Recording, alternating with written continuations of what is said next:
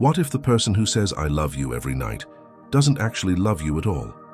What if their affection, their late-night texts, their grand gestures are just tools to get something from you? Love feels warm, but manipulation?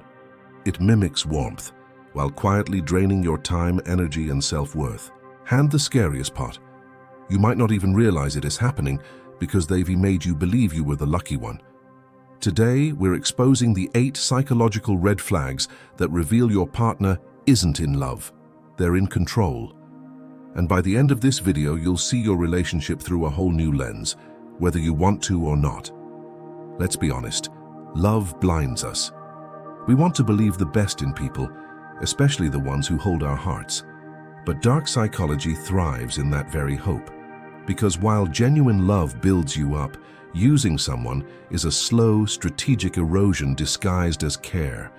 Maybe your partner only calls when they need a favor, or they shower you with praise, right before asking for money. Or they guilt-trip you into canceling plans with friends.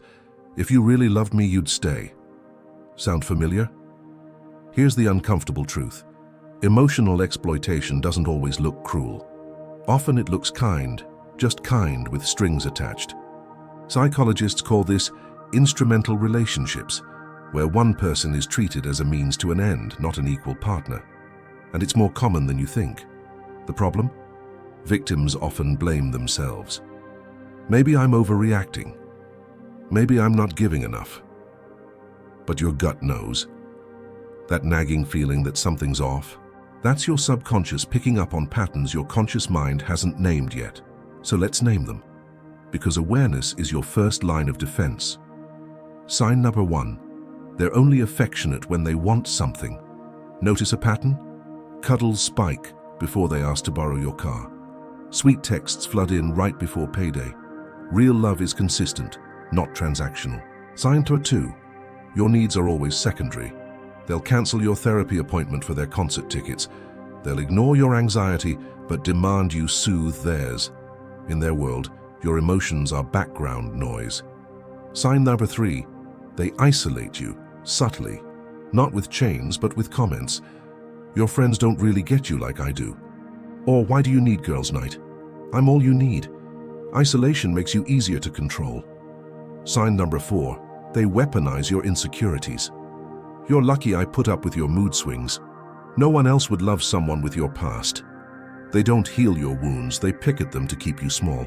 Sign number 5, future talk is vague or conditional. They say someday but never next month, or they tie commitment to your behavior. When you finally get your act together, we'll move in. Love plans with you, not if you. Sign number 6, they keep score. I did this for you, so now you owe me. Gifts, favors, even emotional support become IOUs. In real love, generosity flows freely, no ledger required. Sign number 7, you feel drained, not energized.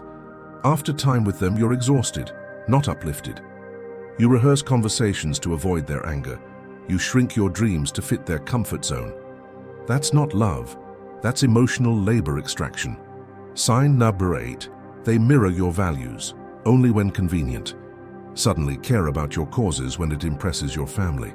Pretend to hate drama until they start it.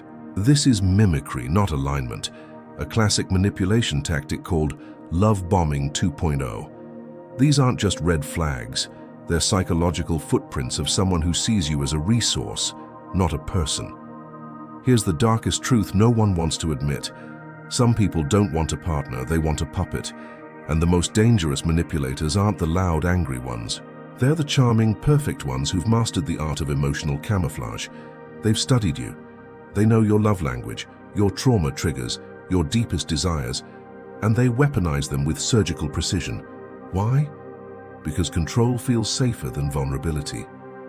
To them, love isn't about connection. It's about predictability, about having someone who shows up, gives and never questions. And the cruelest twist?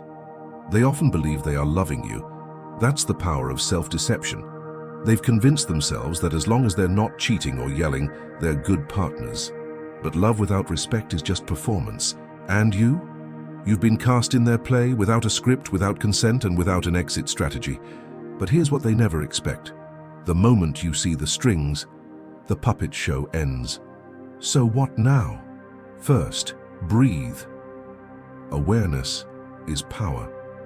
You're not crazy. You're not ungrateful. You're waking up. Second, test the relationship. Not with accusations, but with boundaries. Say no to a request. Share a need without apology. Watch their reaction. Do they respect it or retaliate? Third, reconnect with yourself. Manipulation thrives when you've lost touch with your own worth. Spend time alone. Journal. Ask, do I feel more like myself with this person or less? And remember, love should feel like coming home, not like walking on eggshells. If you recognize even one of these signs, don't ignore it.